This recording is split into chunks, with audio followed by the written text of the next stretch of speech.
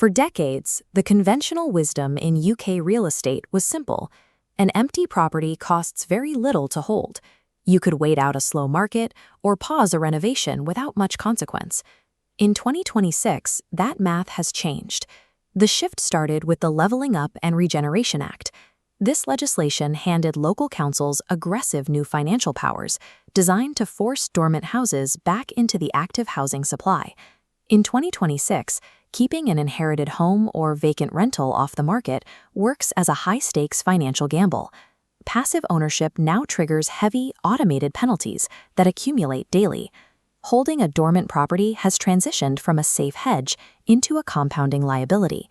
Without a resident, these homes now function as a direct drain on your net worth. Local authorities previously granted owners a 2-year grace period to settle probate or finish repairs. That window has shrunk to exactly 12 months.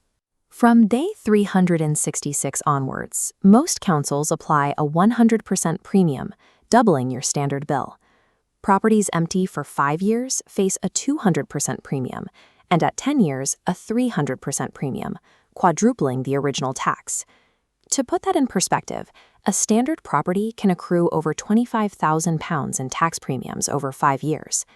Some owners still believe leaving a few pieces of furniture inside will bypass the charge. In 2026, that tactic fails. Furnished properties with no permanent resident are now classified as second homes, and many councils now apply a 100% premium to them from day one. Local authorities now use automated systems to cross-reference residency data. If the property is unoccupied, the premium applies regardless of how many sofas are in the living room. Moving beyond council tax reveals a series of secondary costs that often outpace the premium itself. Insurance is the first hurdle. Standard buildings insurance requires occupation. Empty property policies cost 2 to 4 times more and require rigorous weekly inspections. Failing to update your policy can result in a total claim refusal if a pipe bursts or a fire starts. Utilities add another layer of loss.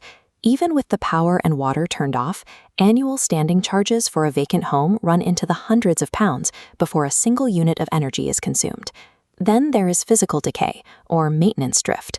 Unoccupied buildings deteriorate faster, requiring an annual budget of roughly 1.5% to 2% of the property's value just to keep the structure sound. We also have to account for opportunity cost. A £300,000 asset sitting idle, rather than earning a 4% yield, loses £12,000 annually.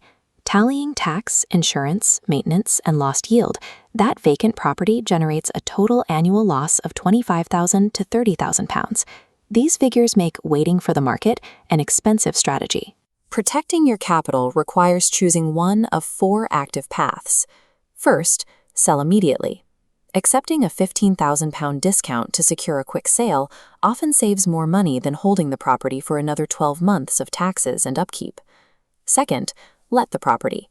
A tenant removes the council tax premium and converts the house from a monthly drain into a source of income. Third, renovate with a strict deadline. Every month a project slips past the 1-year mark, the tax premium effectively increases the cost of your new kitchen or extension. Fourth, genuine occupation. Moving a family member in legally ends the empty status, provided they are genuinely resident and registered on the electoral roll. Regardless of your strategy, you must check the empty clock. The 12-month countdown begins the day the last resident left the property, not the day you purchased or inherited it. Making a decisive move on any of these 4 paths is mathematically safer than allowing the property to drift. In 2026, the most successful property owners are those who audit their holding costs early and act before the premiums escalate. You can find your specific exposure using the Cost Saver Empty Property Premium Calculator to model your local council's rates. Facing the actual data today is the only way to ensure your property remains an asset rather than a liability.